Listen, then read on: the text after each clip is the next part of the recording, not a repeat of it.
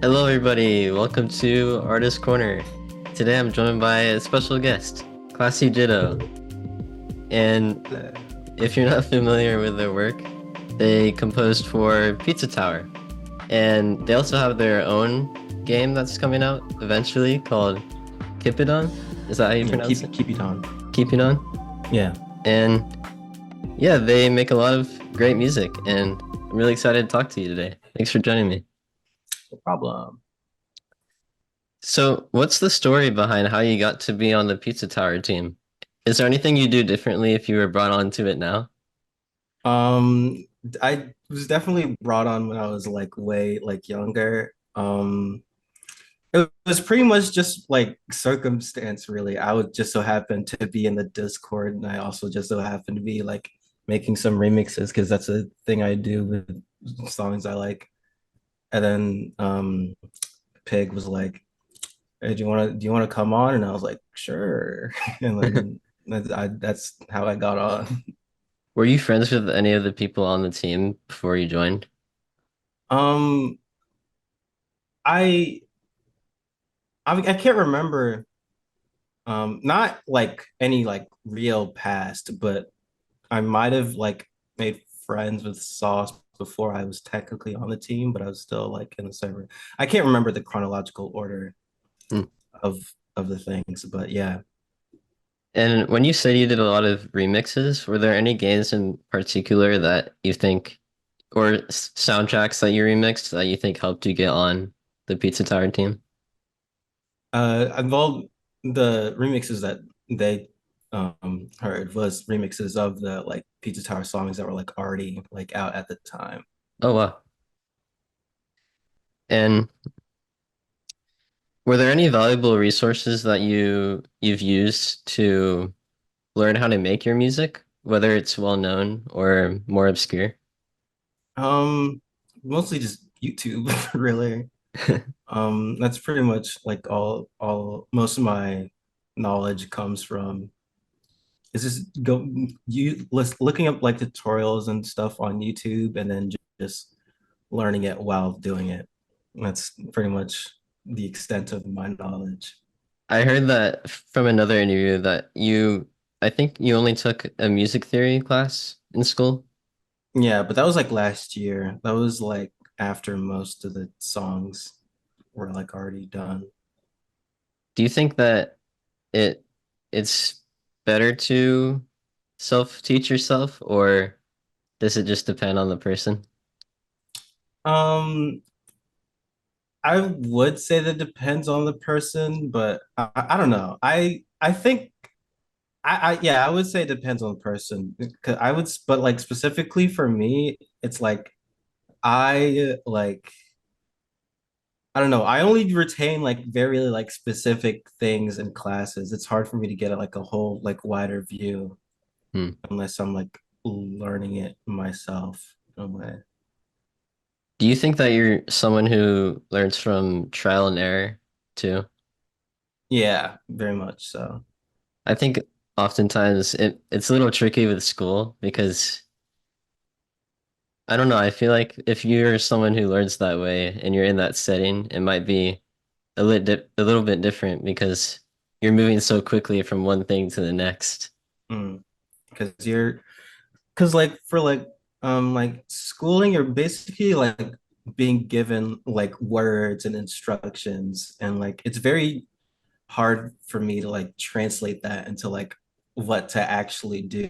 Mm.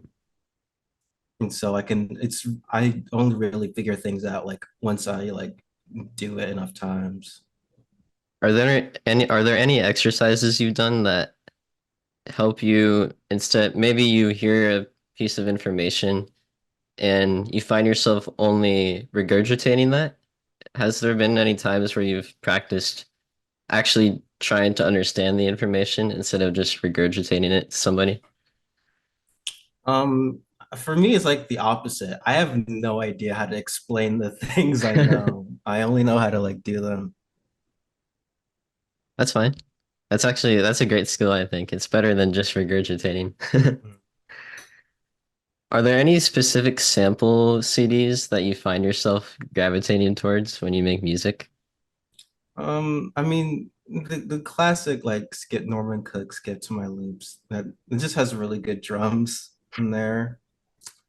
Um, what else? I don't know what else I can name off the top of my head. I'm actually gonna look in my folder right now and see if there's anything Have you like used more. Internet Archive at all to find stuff? Yeah, a lot. I've used it for at least like a fourth of what I have. Yeah, there's the classic 90s CD sample collection that you can find. I think it Yeah, has hundreds of thousands of downloads on it. yeah. Best service Gigapack. That's really good.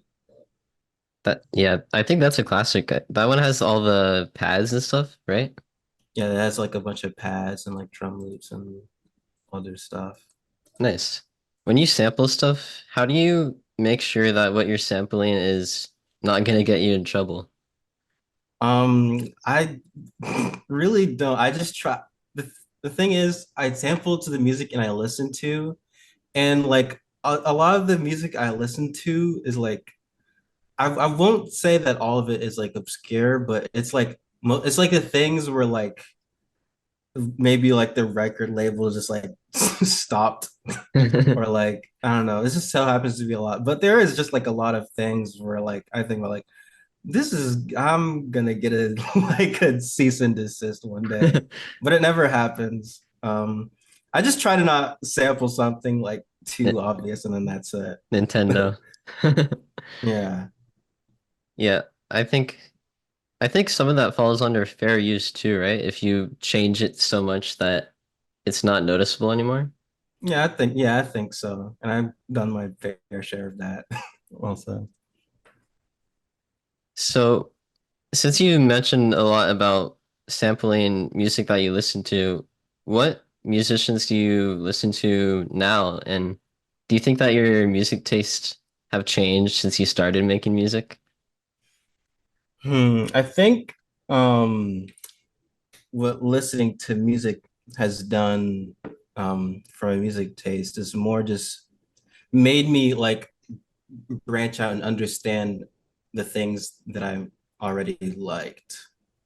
Like it helped me understand how to like what sort of like through lines through like the things that I enjoy already.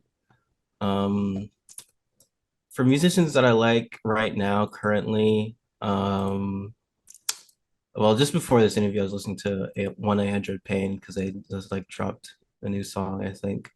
I was into Quedeca, Diggable Planets, and some other stuff that I can't remember off the top of my head right now. But that's just what I've been listening to recently. Are there any genres that you listen to more than others? Um, I do have a tendency to listen to more things that feature jazz, like jazz elements and like other like sampling stuff. That just like those two things a lot. Do you think about genre when you make music at all? Not at all. I usually just think about like the sound of it because I don't even know what genres mean, to be honest, and they're not really useful at all. Yeah, I think it's interesting to hear people's perspectives on that because, I mean, I've heard in some ways genre can be useful, but it's kind of in a lot of ways it also pigeonholes you into having to make music a certain way that might not be freeing as a creative Yeah. person. And even from the perspective of just a music like listener, I feel like it's easier for me to find music that sounds similar to what I want to hear, like through like the community around the music, like Mm, seeing like who collabed with who and like going through like who else released on this label and whatnot. Like it's just way easier to uh, find new things that I would enjoy through that instead of like looking up like a genre and finding stuff from there. do you listen to interviews of people you listen to? I found for me that that helps me find a lot of new music actually too, because they'll talk about other artists in those interviews. I'll watch those interviews if I'm interested in their character or Yeah. whatever. What was your songwriting process like when you were composing for Pizza Tower? And did that change when making music for your game Kipidon? Okay, so for Pizza Tower, it was I had to like figure out like how to make like a Pizza Tower song just throughout the whole development process. You were kind of thrown into I did, that. yeah. I did try to I would try to like make a song I would normally make, but sort of restrict the sounds I was able to use. So that was a big part of it. And through listening to the other composers' stuff, Mr. Sauceman, listening to through his stuff, I would like hear some elements that I would play with and try to incorporate into what I was doing for the game as well. Did you have to learn how to work as a team with the other composers, or was it more of a, I guess, sending stuff back and forth kind of deal? Well, we had a lot of sort of creative uh freedom in a way, but like for me, I definitely had to learn like how to make something that like actually like fits the situation or whatever is going on in like a piece of media. Like I had to learn how to find like the correct feeling and sound for certain things. Like if I wanted it to sound like something, if I imagined it sounding completely different than like the prompts and ideas that are given to me, you know, I sort of learned through that how to like meld my ideas to fit what they have without Mm. sort of dropping, without sacrificing like, how do I explain, without sort of sacrificing I can't find the words for it, but you know what I mean. You know what I mean. Yeah. Yeah. Did you find yourself having to kind of change, I guess, change how you live your daily life in order to figure out different kinds of feelings for the music you were making? Not in my life really. Um, yeah, no. The main reason I asked that is because I found for me personally is whenever I'm writing music, I find that I often change a lot of the habits I do, and that kind of reflects on the music. Mm. But are you someone who uses music theory often, or do you just go by your ears? Um, I know sort of like the basics or like up to like intermediates a little bit, but then I use that to like help along the way. I mostly use my ears. I use music theory to make it easier. So, do you think it's important to learn music theory as a composer? Um, I don't know. I It's definitely not necessary, but like It helps. it's a good help. It's a good way to make things not take forever. Are there any other tools that you use to make not, I don't want to say better music, but music that is more closer to the vision that you have in your mind? Um, well, I don't know. I usually before I make a song, I have like an idea of what I want it to sound like, but throughout the process of making it, I just allow myself to sort of let whatever is about to come out just come out. Sort of whatever happens, happens type deal. Yeah, I think that's actually a great way to do it. I think it's probably everyone has their own way of doing things, and I think it's really interesting to hear everyone's different process. Hmm. Are is there anyone in your life that inspires the music that you write or the work that you do In real life, or anything? I don't know. Not as of recent. I think when I was like a little like baby child, I think I'm remembering when I was like a little tiny child and like my dad is like a musician slash DJ and he was making something and then he let me like drag a note like to something and then it actually like worked and I was like, oh, this is awesome. And that might have that might have like done like a domino Sparks. trail of just like doing irreversible damage to my life. Do you ever get inspired by places at all? Um, more by being inspired by places more coincides with my own projects and like art and like game development. Hmm. It doesn't really come out in the music that much. Speaking of game development, since you're making your game all by yourself, right?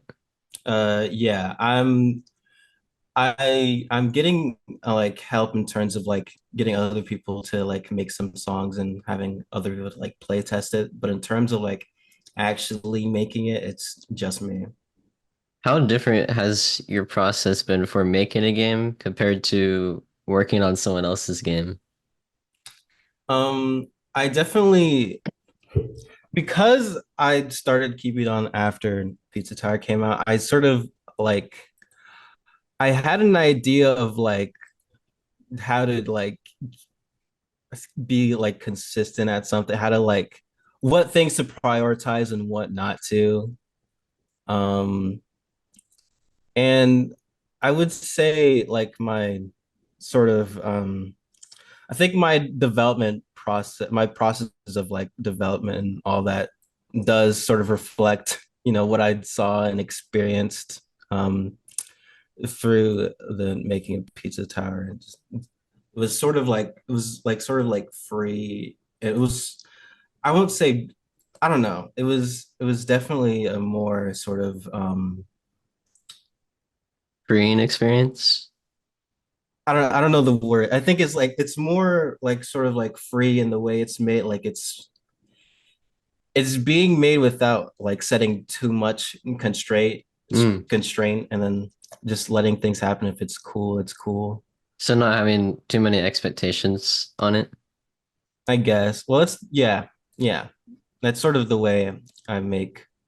I'm making the game right now. I'm very much allowing myself to experiment and freestyle with my ideas. How do you make the art for the game? Um, at first, I was just drawing with a mouse. The art program I use is Ace Prite, by the way. Oh, nice. Um, and at first, I started with using only a mouse. But recently, I got like a drawing tablet, and so I've been using that, and it definitely made drawing way easier, especially for 'cause sometimes I like to draw with a more like rough art style, and before I got the drawing tablet, what I would do is like take a photo with my phone of the like sketch on the paper and then like go to Inkscape and then extract the line art from there and then drag into Sprite and then go from there. And getting the drawing tablets very much cut that out of the process, made it a lot faster and a lot more fun. How long have you been drawing for? Um, my a lot of my life. Because when I saw the game, the art looks really good. And I mean, yeah, it looked like something someone who's been drawing for a long time can make. Thank you. I think I like got good at drawing like a year or two ago. And then, uh, yeah, because for a very long time, I was just sort of whatever at it.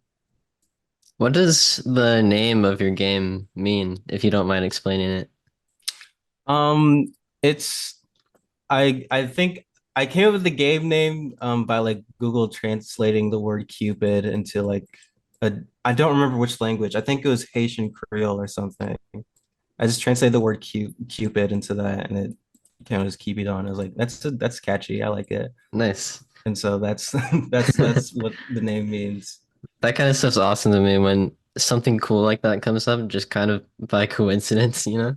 Yeah, But I mean, it kind of relates to the game too because I mean, from what I've seen, it looks like it's a game that has a lot of themes about love. I'm not yeah, sure if that's accurate. yeah. You're basically being playing sort of a role of a Cupid by making people like feel love and happiness with the flower that shoots little hearts out of it.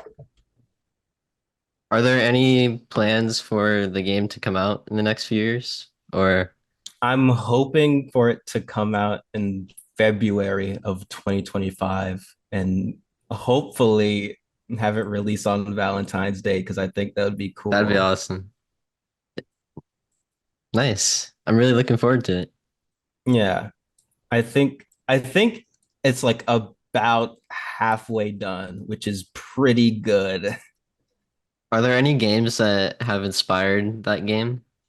In terms of the gameplay, I would say Katamari inspired like a lot of it and sort of the loop and sort of the sort of gameplay loop where you're just going around an area and getting as much points as possible with a strict timer. I think that form is really fun to play with. And Um, oh yeah, and sorry. with the art style, I sort of inspired by Jet Set Radio with how I use with like the cell shading and the outlines, and I made the outlines sort of vibrate. I used a shader to make the outlines vibrate so the outlines would look rough, sort of like the same way how like my drawn art looks with the rough outlines. Wow. You mentioned Jet Set Radio. Have you played Bomb Rush Cyberpunk yet? I have. I think it's pretty fun. I think it's better than Future, but not better than the first game. It's a cool. I would like to see more like skating action games because that's a cool genre that not much has been made. Yeah, and I've noticed a lot of games like that have so much good music in them too that I don't know, I wish there was more too. Yeah.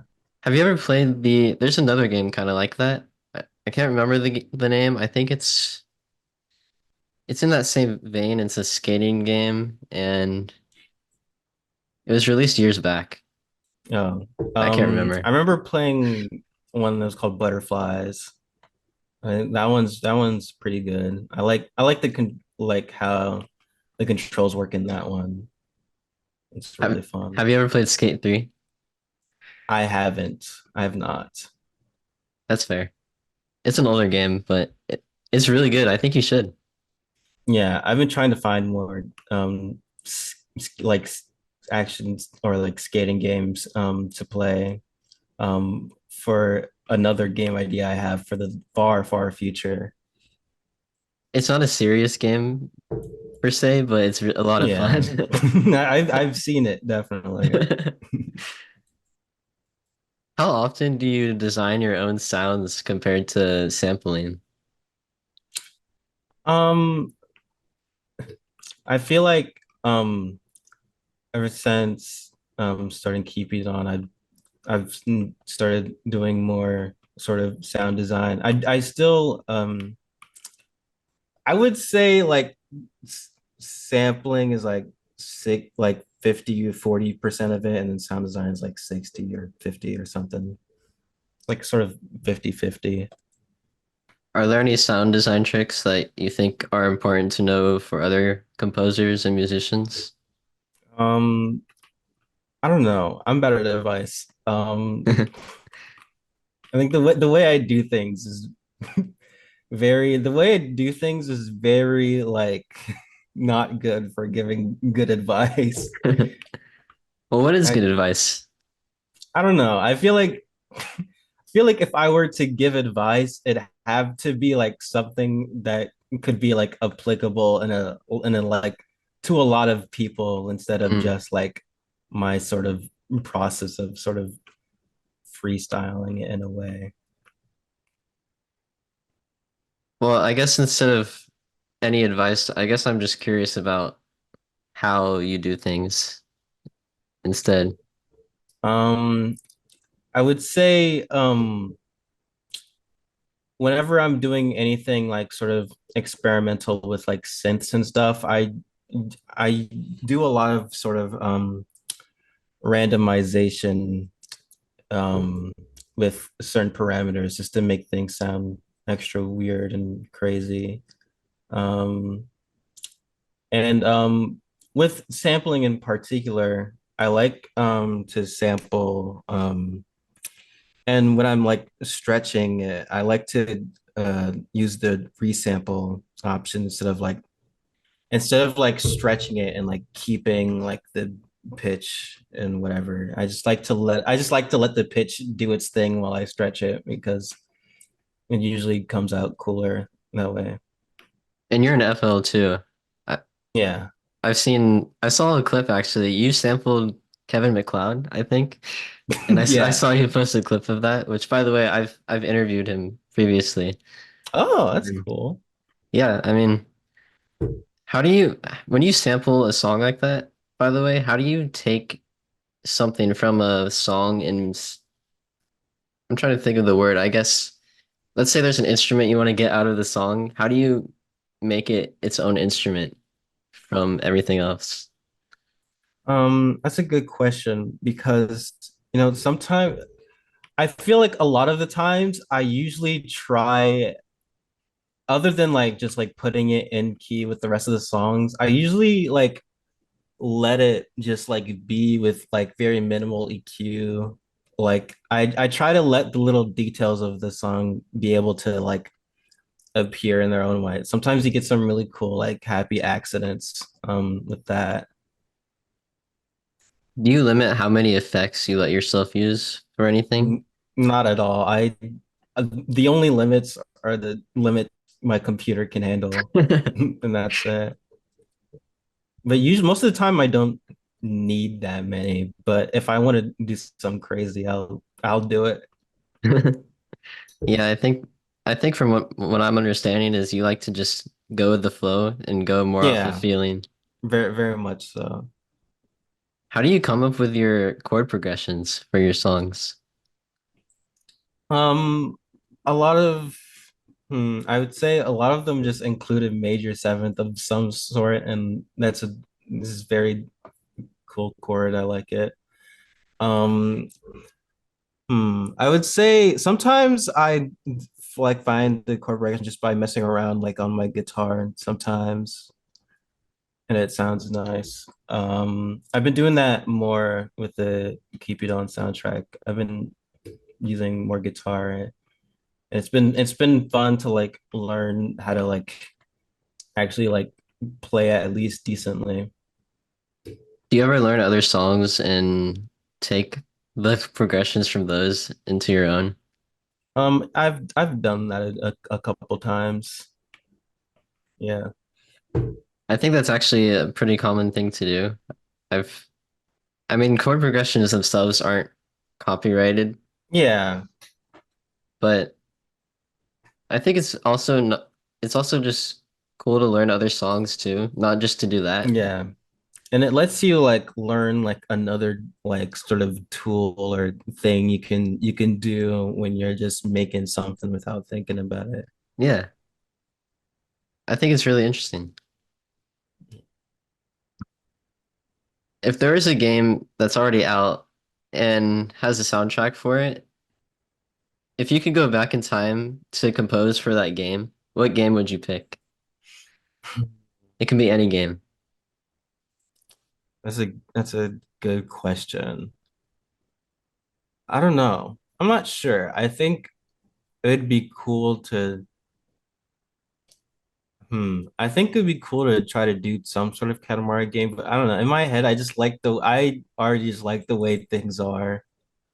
Um, but like I feel like yeah, like a game like Katamari would be fun to make music for. Do you think you'd Um, ever compose for a movie? that'd be cool. I would like to do that. I I'd like to like compose for like a show or like a movie or something. That'd be neat. Do you think you'd compose for an animated show, or do you think you'd want to do a live action? I feel like an animated show would be easier for me, and so I would rather do an animated. I feel like a lot of your music kind of reminds me of some animated shows too. Like what? I don't know, it's just nothing in particular, but Mm, I think it's just kind of the whole vibe. yeah. I mean, it'd be really interesting, I think, to see an action movie with some jungle music behind it. Have you ever seen anything like that? No, but I can easily imagine it. That'd be awesome, right? Yeah. But yeah. Are there any games that you're playing right now that are inspiring your work? I've just been going back and playing like Katamari and Jet Set Radio. Oh yeah. I think I already Oh, asked this question.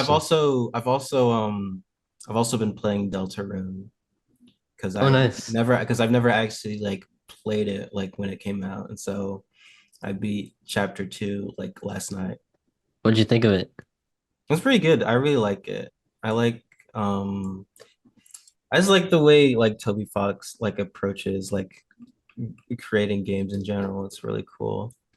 Have you played or heard of Undertale Yellow? I've heard of it, but I haven't played it. I've heard good things about it. Maybe it's something worth checking out. Maybe. Is there anything that you're excited for this year with your work or just in life in general? Um, I don't know. I have an album coming out in a couple of days, but like, yeah, I feel like that's other than that, I'm just looking forward to finishing Kipidon and working on the next idea that I have. Nice. What is your album going to be called? Unless you want to keep that a secret. It's already out there. It's called Oh, Sound of Feeling. It's coming out, I think this coming Saturday. Yeah. nice. And people can listen to that everywhere, basically, right? Yeah. Awesome. Well, I think you should get definitely check out their music if you're into good music. Yeah. So If you like enjoyable sounds, you'll enjoy my music. there's probably going to be a lot of bangers for sure. Mm. I definitely made it I definitely made it more sort of the songs are like shorter and they sort of come and go, and yeah, that's sort of what I that's sort of what I tried to do Is it in kind for of that. the same style that you have been making music in, or did you try something new? It's definitely the same process. I think the only difference is that tried to I tried to make it more consciously sort of like banger to banger kind of um because I wanted to try doing something like that because every like other like album that I've ever put out was I've like had like a solid concept and Hmm. everything flows into each other, and it's like and I just wanted to try my hand at making something that's just like song to song. It goes like song to song to song, and yeah, I just So wanted to try that out. more of a compilation of songs you made. Kind of, but it still sort of feels like they belong together. Hmm. I'm really looking forward to that. And I think that's about it for today's interview, unless there's anything else that you'd like to talk about. Um, there's when is this coming out? Because I depending on think when. it's next week, Friday. Yeah, okay. I'll just say give me a new update to the Keep It On demo. soon. It might, it may or may not be out by the time this is out. So just check, maybe. And then Sound of Feeling will be out by then, I think. So listen to that also. Um, and yeah, that's pretty much all I have to say, really. Yeah, you can find their music on Spotify, iTunes, basically wherever you listen to music. And Yeah. you can also follow them on Twitter. And are you on Instagram at all? I only have like a private account now. Yeah, I'm not really on it All that right. much. Yeah, that's where you can find their stuff. So, yeah, thanks everyone for listening or watching. I really appreciate you taking your time to join me today. No I had a lot problem. of fun, and I'm looking forward to whatever you put out next. So, that's about it, everyone. Thanks for listening. Bye Bye. bye. Love you guys.